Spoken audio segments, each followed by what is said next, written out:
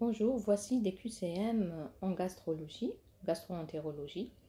Premièrement, la maladie de Crohn affecte principalement le côlon seulement, le tractus gastro-intestinal entier, de la bouche à l'anus, l'estomac uniquement ou l'intestin grêle uniquement. Donc, la réponse c'est B. Donc, la maladie de Crohn affecte le tractus gastro-intestinal de la bouche à l'anus. Question 2.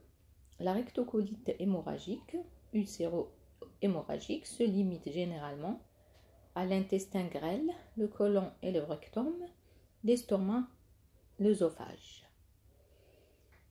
Donc, quelle est votre réponse? La réponse c'est, vous l'avez reconnu, c'est la B, donc le côlon et le rectum. Question 3. Quelle est la caractéristique fréquente de la maladie de Crohn?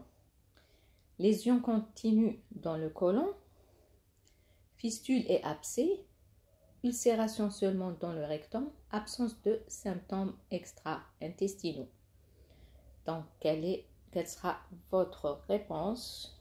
Donc, la réponse c'est la B. Donc, fistule et abcès. Il faut noter toutes ces réponses. Donc, ça va vous aider dans l'examen.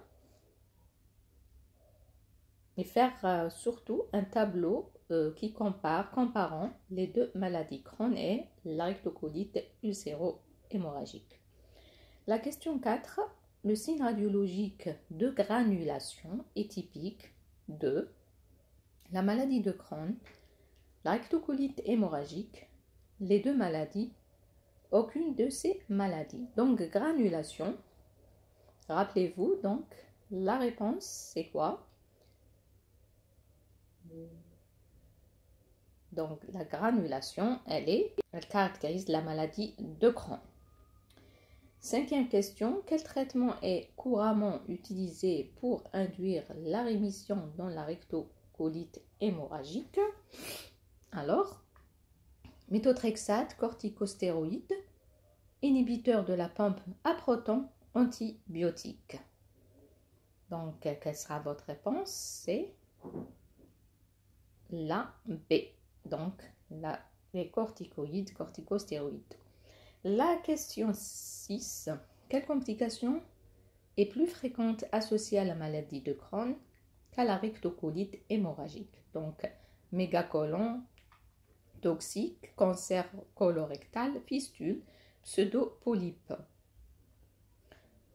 Donc, la réponse, c'est, donc notez-la bien, donc c'est la C, donc fistule.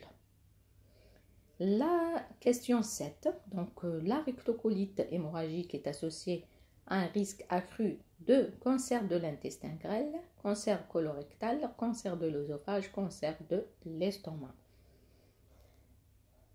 Donc, la réponse c'est B, donc c'est le cancer colorectal.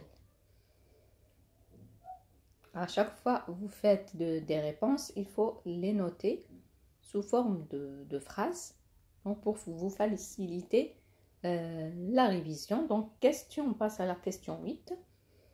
Laquelle de ces options est une manifestation extra-intestinale courante dans les maladies inflammatoires chroniques de l'intestin? Mickey. A. Hépatite virale.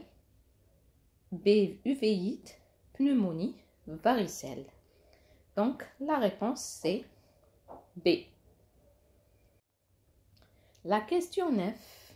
Quel est l'objectif principal du traitement des Mickey? Guérison complète de la maladie, réduction des symptômes et maintien de la rémission, transplantation intestinale supprimée, l'usage des médicaments. Donc, la réponse c'est B. Donc, la réduction de symptômes et le maintien de la rémission. La dernière question, 10e et dernière question, quelle est la caractéristique endoscopique typique de la rectocolite hémorragique? A. Aspect en pavé. Cobblestone. B. Ulcération afteuse. C. Pseudopolype. D. Sténose multiple. Donc, la réponse c'est C. Donc, c'est pseudopolype.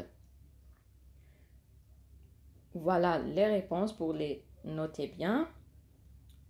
Voilà, il faut revoir la vidéo pour fixer les idées.